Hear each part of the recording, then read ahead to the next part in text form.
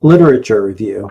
As noted, with improv's recent boom and the Herald's recognized influential role in creating that explosion, there's surprisingly little literature available on the Herald or improvisational theater. Several training manuals aimed at improvisational actors provide a blueprint to perform it, but most notably Halpern, Close, and Johnson's Truth in Comedy, which provides a step-by-step guide to performing a traditional Herald, but does not provide much in the way of theory or critical analysis. The book is still the most widely used training manual, and it is one of the main reasons for the Herald's growing influence. With the publication of Truth in Comedy in 1994, improvisers across the world had access to a manual that described long-form improv and gave a how-to for performing a Herald.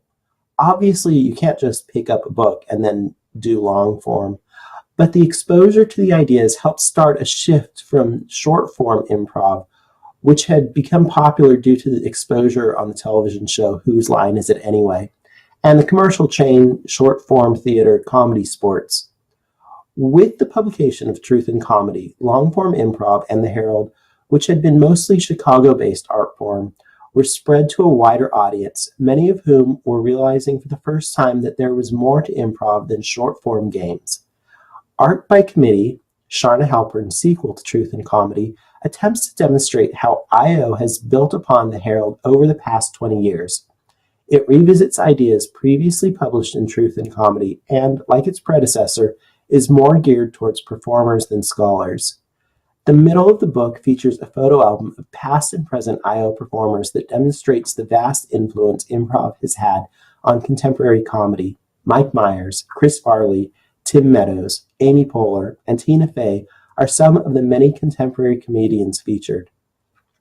This is a very brief section. There's a very brief section dedicated to the history of long-form improv and Del Close, but it is geared towards someone with virtually no previous knowledge of improv, history, or Close.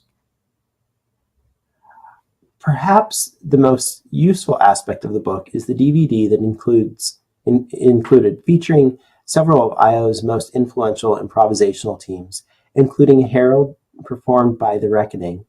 The DVD also has non-Herald performers, including the monologue-based form of the Armando Diaz theatrical experience and Hootenanny, and a form based on tag-outs performed by Beer Shark Mice.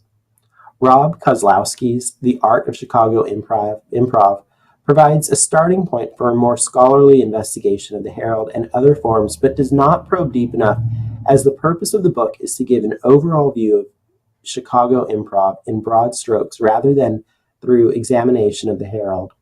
While it is an excellent resource for improv's history and provides a foundational building block for this study, Kozlowski's work is now several years old and does not capture improv's transformation over the last decade, including its vast impact on mainstream ensemble-based comedy. Furthermore, its focus on Chicago limits the expanding influence of improv, not only on improv in other cities, but the Herald's influence in television, film, and comedy. Two recent biographical studies of Del Close, Jeff Griggs' Guru and Kim Howard Johnson's The Funniest One in the Room, have advanced the conversation, but obviously focus more on Close and on his life rather than specifically on the Herald. Guru is written as a memoir and tends to focus more on Griggs' relationship with Close. There are still many useful aspects to the book, and Griggs does provide improv lessons, advice, and theories from Close. Johnson's biography is a much more scholarly examination of Close's life and legacy. The book charts Close's life and in many ways framed around the evolution of Close's ideas about improvisation and the Herald. Since Close is often cited as the father of long-form improv and was the co-creator and artistic force behind the Herald, these books provide insight into the creation of the Herald. Since Close is also one of the most celebrated improv teachers, the detailing of his artistic vision and pedagogical philosophy found within these books will be helpful in understanding the evolution and influence of the form.